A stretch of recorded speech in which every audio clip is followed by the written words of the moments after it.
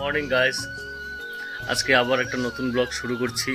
আজকে এখন বাজে সকাল 10:10। তো এখন আমি বাড়িতেই আছি। এখন একটা দাদাকে নিয়ে আমি ধূপগুড়ি হসপিটালে যাব। দাদাটার একটু অসুবিধা আছে, তো আমি কিছুক্ষণের মধ্যে রেডি হয়ে বেরোচ্ছি। তো তোমরা সবাই ব্লগটা দেখতে থাকো। তো গাইস, এখন আমি যাচ্ছি মামার বাড়ি, দাদার সঙ্গে যাব। তো দাদার বাইকে করে যাব। আমার বাইকটা একটু সমস্যা রয়েছে, তো তোমরা দেখতে থাকো। আমার মামার বাড়ি খুব কাছেই আছে, রাস্তার পাশে, মোটামুটি 5 মিনিট হাঁটলেই আমি পৌঁছে যাব।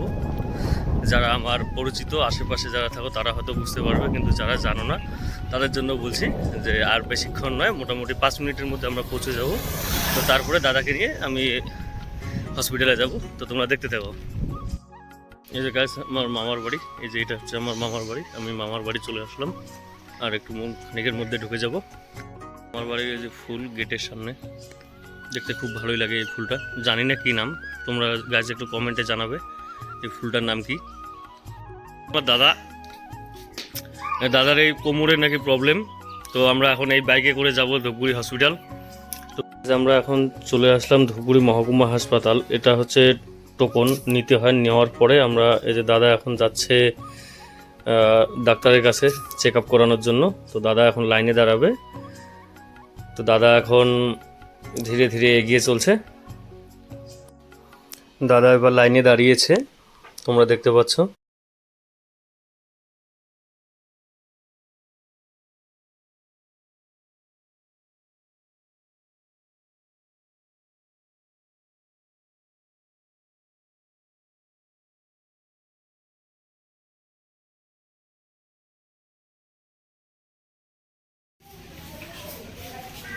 ওষুধ নেওয়া শেষ করার পর চলে আসলাম ধূপগুড়ি। সেখান থেকে ফল নিলাম। তো দাদাকে বলেছে ডাক্তার ফল খাওয়ার জন্য। তারপর দাদাকে নিয়ে আমি বাড়ি চলে আসলাম। তারপরে আমি এখন বাড়ি আসছি রাস্তায় হেঁটে হেঁটে। এই যে প্যাকেটে মাছ রয়েছে, এবং এই যে কলাগুলো দেখতে পাচ্ছ, এই কলাগুলো হচ্ছে আমার মামা দিয়েছে। তো একটা খেয়ে দেখলাম, অবশ্যই ভালো টেস্ট আছে। তো তোমরা খেলে বুঝতে পারতে। তো যাই হোক, তোমরা তো খেতে পারছো না, জাস্ট তোমরা ফিলটা নিতে পারো। তো গাইস, আর বেশি ভিডিওটা লম্বা করবো না, ভিডিওটা অনেকটা লম্বা হয়ে যাচ্ছে।